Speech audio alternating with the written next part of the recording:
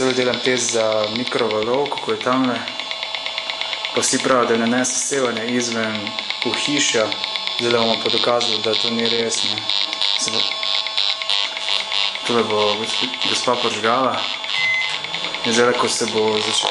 Evo. Povečam to.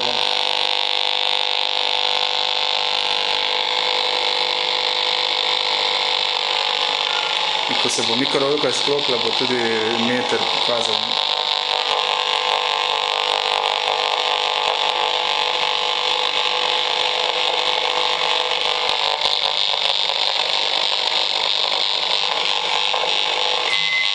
Evo, zdaj grem nazaj na normalno.